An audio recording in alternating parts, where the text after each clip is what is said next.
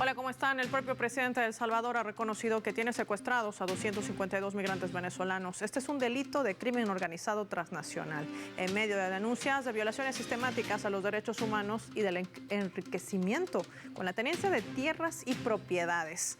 ¿Qué representan estos movimientos ante la propuesta que ha lanzado también el presidente Donald Trump de construir más cárceles en El Salvador? Analicemos los hechos hoy en El Mapa. Bienvenidos.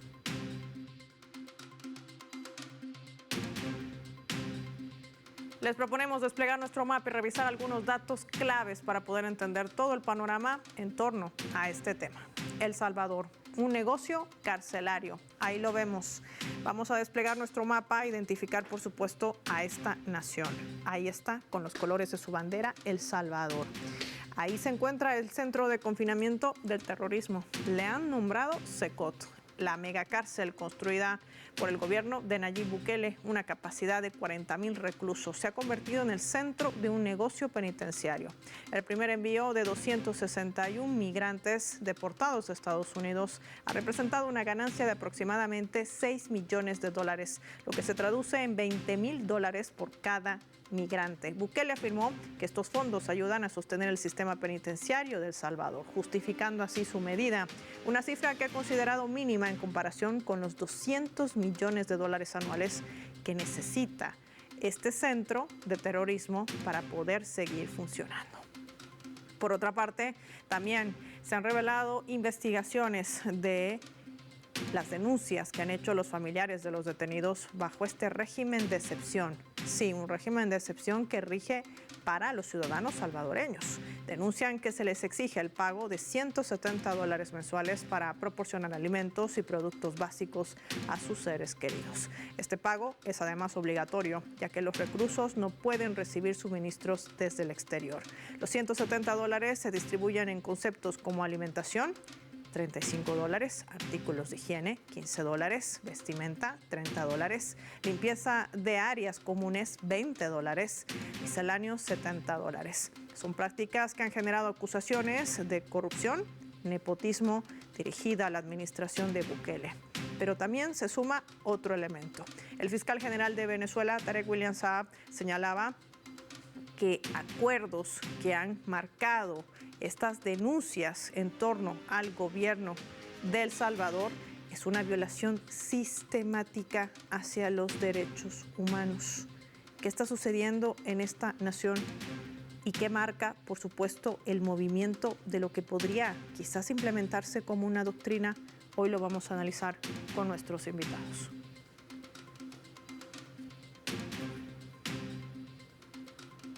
Un mapa que parece increíble. Orlando Romero nos acompaña en directo para El Mapa. Bienvenido a Telesur. Qué gusto tenerlo con nosotros. Un saludo para ti, Paola, y para nuestros espectadores. Pareciera que estamos frente a una película de acción, dirían algunos, el Secot. Sumas millonarias, prácticamente otro delito, extorsión a los familiares de quienes están detenidos en esta cárcel de máxima seguridad y que además el propio presidente de El Salvador confirma a través de su cuenta en X que tiene secuestrados a 252 migrantes venezolanos. Un delito que, por cierto, está tipificado como un delito de crimen organizado transnacional. ¿Qué representan estos movimientos para la administración de Bukele y sobre todo qué representa dentro de la normativa legal internacional? Bueno, Paola, es una respuesta compleja, puesto que, en mi humilde opinión, El Salvador enfrenta una amenaza que lamentablemente no se dimensiona en este momento a nivel mundial, y es que creo que hay un eje fascista en curso. Fíjate, para entender lo que está haciendo Bukele tendríamos que hablar de dos características principales que signan su gobierno. Y la primera es que es un proceso, digamos, mecánico, metódico de concentración de poder el que está llevando Bukele desde su primer mandato. Esto tiene que ver también con el opaco manejo de los recursos. Mientras más concentra poder, peor se coloca la información, peor se coloca la transparencia acerca de qué está haciendo Bukele con el dinero del gobierno, del dinero del pueblo salvadoreño. La otra característica es la degradación democrática. el debilitamiento de los organismos de control que precisamente están diseñados para controlar a los mandatarios y a las personas que están en el poder, en este momento están reducidos a cero porque las instituciones están cooptadas o neutralizadas y el gobierno opera con total impunidad. Entonces, en este momento, para hablar de ser una referencia moral o política en materia de lucha contra la corrupción o defensa de los derechos humanos, Bukele está muy, pero muy lejos de ser eso. Se había denunciado, Orlando, usted recordará el hecho de que Nayib Bukele había cobrado más de $6 millones por retener a más de 200 migrantes venezolanos dentro de esta cárcel de máxima seguridad, que ya ha sido catalogada como un campo de concentración por el trato inhumano que reciben quienes allí se encuentran. Lo hemos visto, se les rapa la cabeza, emanillados, encadenados, se los hace dormir en planchas metálicas, prácticamente enjaulados, sin recibir alimento adecuado para su subsistencia, y ni imaginar, por supuesto, las otras atrocidades a las que son sometidos. Y me refiero a torturas psicológicas y hasta físicas que no están descartadas, según han denunciado los propios defensores de derechos humanos. El presidente de Estados Unidos, Donald Trump, en un último encuentro en el Salón Oval, le proponía construir más cárceles de este tipo, inclusive, como llama Donald Trump, para enviar a aquellos criminales locales estadounidenses. ¿Qué podría representar este movimiento? Pues nada, lo primero, enfocar la perspectiva del análisis en base a que Bukele es un negociante, Bukele es un empresario. Entonces, antes de adentrarnos dentro de ese análisis, deberíamos saber quién es Bukele y de dónde viene su fortuna. Y es que la fortuna del señor Bukele viene de su familia, unos emigrantes palestinos que llegaron a El Salvador. ¿Y cómo hicieron fortuna estos señores? Buscaron el apoyo del gobierno de turno, por medio de solicitudes para ir ampliando los materiales que importaban en sus industrias. Es decir, los hermanos Bukele y la familia Bukele son millonarios porque no pagaban impuestos por importar maquinaria para sus empresas, ni tampoco pagaban impuestos por sus ganancias. Esto les permite consolidar un imperio en la industria textil, farmacéutica, comercial y sobre todo la industria de publicidad y medios. Entonces, esa cercanía de la familia de Bukele con el tema de los medios les permitió acercarse al FMLN. Y de allí es que nace Bukele, de allí es que comienza la carrera política de Bukele. Pero lo importante aquí es que la empresa, la familia de Bukele, llevaba la publicidad del FMLN. De allí sus contactos con los gobiernos. Pero lo importante aquí, y volvemos al principio, quizás hablar de las atrocidades que está cometiendo Bukele sería, digamos, lo que viene después de esto. Y es que hay una investigación en curso, Paola, de varios periodistas, en donde exponen un entramado de compras realizadas no solo a título personal por los hermanos, la familia, la esposa y la madre de Bukele, sino también a través de empresas familiares que anteriormente reportaban escasa o nula actividad. Es decir, el patrimonio de los Bukele hoy se ha multiplicado por 12. Antes tenían un patrimonio de $2 millones, hoy tienen un patrimonio de casi $12.2 millones. Han comprado fincas de café, terrenos con vistas privilegiadas, fincas de caña de azúcar, apartamentos de lujo. Han comprado una hacienda que la llamaban la Hacienda El Dorado, una extensa finca cafetalera de 231 hectáreas. Bukele ha sacado su propia marca de café, la cual anuncia por Twitter utilizando la cuenta presidencial. ¿De dónde vino el dinero exponencial para que la familia de Bukele sea hoy parte del 2% exclusivo dentro del mercado cafetalero, aplicando monopolio dentro de su propio país? Ellos dicen que de préstamos hipotecarios, pero casi todas las cuentas y todas las empresas que se activaron después de que Bukele fue presidente por primera vez, no funcionaban y no generaban ganancias. Entonces, bajo este esquema de negocio, de monopolio, de extracción de recursos y de utilización de nepotismo y de su figura presidencial para hacer negocios, recordemos que también Bukele ingresó dentro de los bitcoins, colocando a los bitcoins como la moneda nacional de El Salvador. ¿Y qué permitía esto? Esto permitía que El Salvador se convirtiera en una enorme fábrica de lavar dinero, puesto que El Salvador carece de infraestructura tecnológica y carece del marco regulatorio para tratar de supervisar el uso de las criptomonedas. Esto lo que hizo fue exponer al país a riesgos de prácticas generalizadas de lavado de dinero. A todo esto hay que sumarle la increíble opacidad que tiene Bukele sobre el manejo de los fondos públicos de su gobierno. Recordemos que Bukele decretó un estado de emergencia desde que llegó al poder, lo cual impide que la Asamblea Legislativa pueda disponer de investigaciones acerca del uso de los recursos públicos. Recordemos además que Bukele tiene investigaciones en curso, tiene la famosa investigación silenciada por el fiscal actual del famoso caso Catedral, que descubrió una red arraigada dentro del gobierno, involucrando acusaciones de contratación pública con su familia y con sus hermanos, prácticas fraudulentas de producción de registros ficticios, desvío de fondos y negociación incluso con líderes de las pandillas. Además, Bukele tiene acusaciones dentro del Departamento de Estado de Estados Unidos y es por eso su relación tan filial y tan hermosa y tan maravillosa con Donald Trump, porque lo estaban acusando los demócratas. A Bukele le han acusado más de una docena de funcionarios del gobierno en la famosa lista Angel. Entonces, antes de involucrarnos dentro del negocio de la cárcel, tenemos que admitir que la condición de presidente de Bukele está permeada por su condición de empresario. Y las acusaciones de corrupción y la falta de transparencia y opacidad que envuelve a El Salvador en este momento no permite evaluar definitivamente la calidad y la transparencia y la honradez de Nayib Bukele. De allí a pasar a construir un negocio carcelario a partir del uso de migrantes que vienen de la política básicamente electoral de Donald Trump, hay un salto, ¿no? Hay un salto bien grande. Fíjate esto.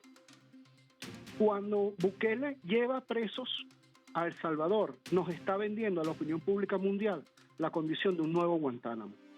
Un nuevo Guantánamo, un sitio especial en donde no hay información sobre el preso, no se conoce nada sobre su vida. Básicamente el preso desaparece de la opinión pública. Se sabe que está vivo, pero ni siquiera a veces se sabe si está allí. Entonces, detrás de eso se esconden varias cosas. Se esconde la primera. Los presos pueden lograr rebaja de pena si trabajan en programas manejados por el gobierno, como confecciones y obra pública. Qué casualidad que la industria de los Bukele sea la industria textil. Segundo punto, son miles los presos que han aceptado la propuesta, con lo cual garantiza mano de obra gratis, como muestra el propio presidente con los cientos de presos trabajando en máquinas de coser o construyendo carreteras o incluso limpiando ríos. Y este sistema carcelario es el que realmente está escondido, es el que se esconde detrás de estas deportaciones. ¿Qué pasa también allí? Hay otro factor que quizás no se está tomando mucho en cuenta, y es que dentro de las personas que están trasladando a Estados Unidos a El Salvador se encuentran ex líderes de pandillas que tendrían mucho que decir a las autoridades norteamericanas acerca de los negocios y la manera como se rindieron, entre comillas, esas pandillas en El Salvador, Paula. Y además estamos hablando también de campos de explotación laboral. Quizás sea también lo que escuda la administración de Trump cuando dice que vengan las empresas a Estados Unidos. Campos de concentración como lo hacían después, o antes, mejor dicho, o en plena guerra de la Segunda Guerra Mundial. Recordemos bien cómo se los llevaban en los alrededores. Nunca ninguno dentro de Alemania. Agradecer como siempre a Orlando Romero Harrington por habernos acompañado y compartir su análisis también hoy en El Mapa. Vamos nosotros a marcar una pausa y lo hacemos revisando nuestra escala.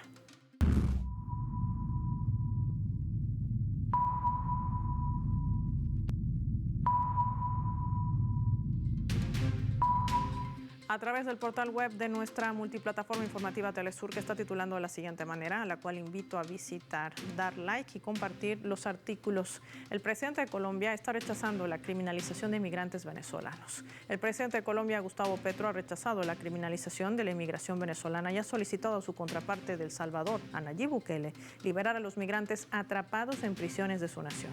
El mandatario ha manifestado en su perfil de su red social X que ningún demócrata latinoamericano puede aceptar como principio una república en la que por los delitos de la extinta banda Tren de Aragua se penalice a toda la población venezolana fuera de su país, decía Gustavo Petro.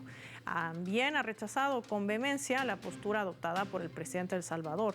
No, señor Bukele, le dice, muy mal, no aceptamos. Y la justicia estadounidense no acepta que se criminalice a los niños y niñas de Venezuela, la tierra madre de Bolívar. Lo expresaba también antes de finalizar su observación, planteando una demanda a su compañero de la nación centroamericana. Entréguenos a los colombianos que tienen en sus cárceles, deje libre al pueblo venezolano, porque ese pueblo sí sabe gritar libertad. Los migrantes no son criminales, sentenciaba el presidente de Colombia. Ya volvemos.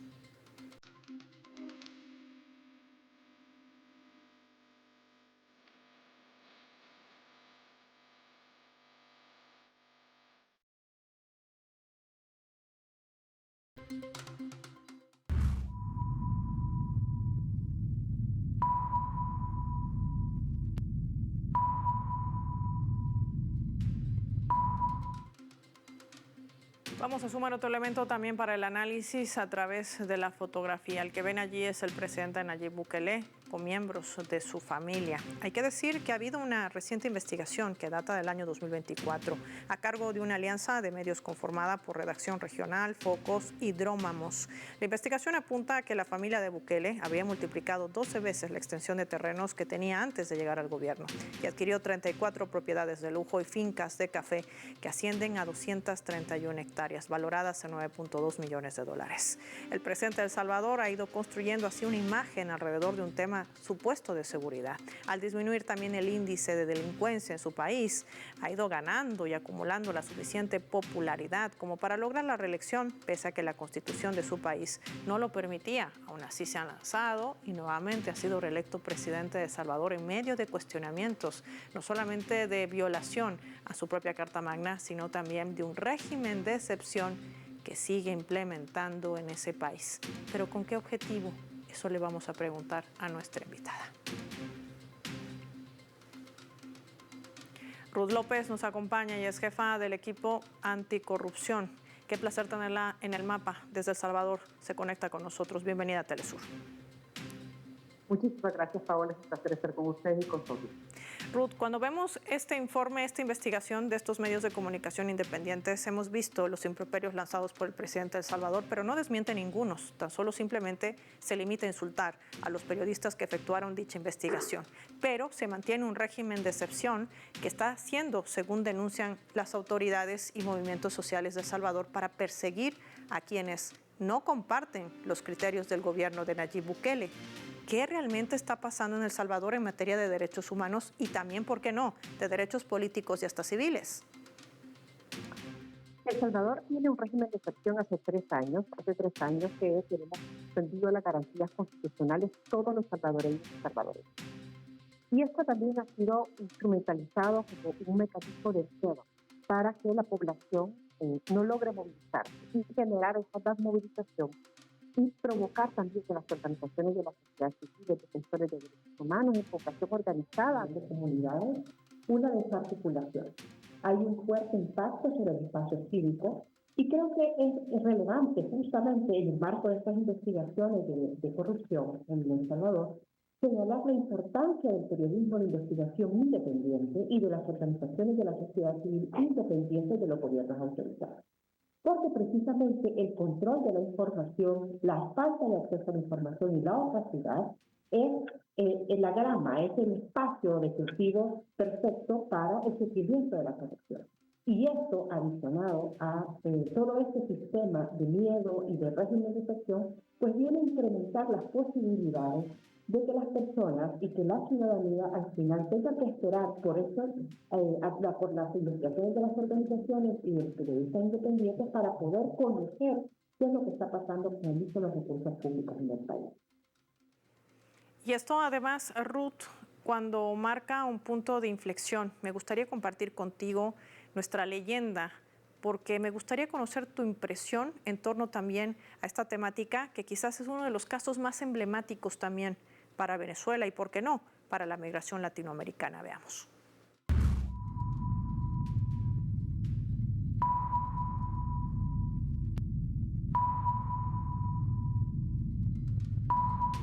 El fiscal general de Venezuela, Tarek William Saab, sentenciaba esto durante una última, quiero decir con precisión, conferencia de prensa, tras que el presidente Nayib Bukele posteara a través de su cuenta en la red social X que efectivamente tenía secuestrados a 252 migrantes venezolanos.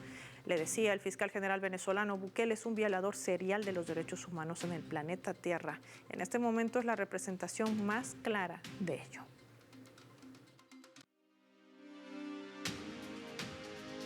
Ruth, ¿qué más pruebas necesita el alto comisionado de Derechos Humanos de Naciones Unidas para pronunciarse? Volker Turk, que hasta el momento mantiene un silencio. ¿A qué se debe?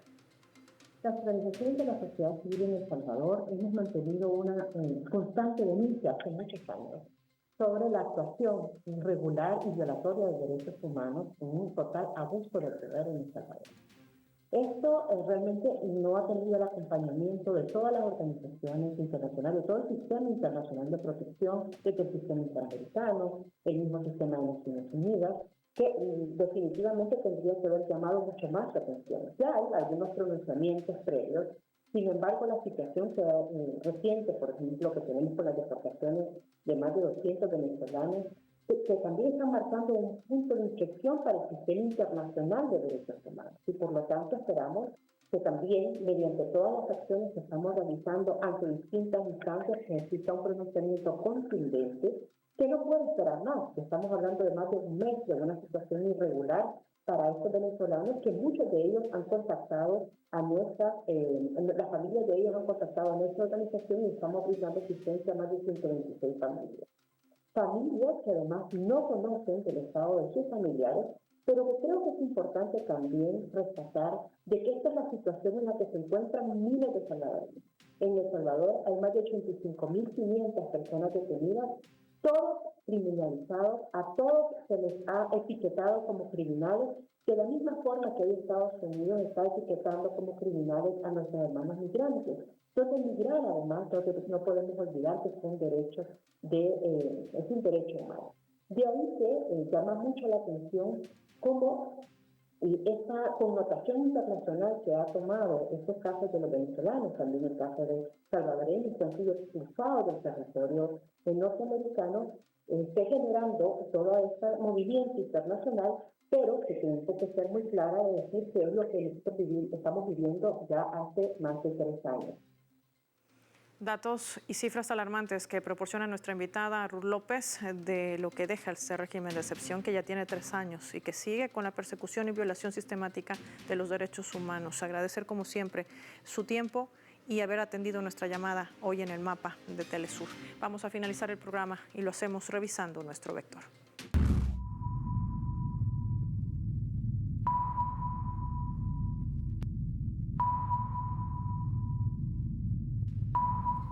Nuestro radar en el mapa hoy nos refleja las 3 claves sobre este tema. 1. Negocio. La familia de Nayib Bukele ha multiplicado por 12 veces la tenencia de tierras en tan solo 5 años de su mandato a la presidencia de El Salvador, muchas de ellas avasallando propiedades de lugareños, denuncias que revelan cómo ha crecido su patrimonio de manera exponencial, mientras el 28% de los salvadoreños están en pobreza extrema. 2. Secuestro. El propio presidente de El Salvador ha confesado que tiene 252 venezolanos migrantes secuestrados en el Secot, esta cárcel convertida en un campo de concentración, reconociendo también la comisión de este delito transnacional. Y todo esto sucede ante el silencio del propio relator de derechos humanos de Naciones Unidas. La pregunta es ¿por qué? ¿Qué intereses están de por medio? Mucho dinero, sin lugar a dudas. 3. Ilegalidad. Hay que decir que también en medio de la permanencia de este estado de excepción, este régimen que lleva adelante la administración de Nayib Bukele, se siguen vulnerando los derechos de los ciudadanos al interior de ese país. Sí, un Bukele que ha tratado de vender una imagen supuesta de defensa de la seguridad, pero que está implementando una medida represoria, pasando por encima de la propia Constitución y de la propia Carta de Naciones Unidas. Soy Paola Pérez y nos vemos en una próxima edición del Mapa.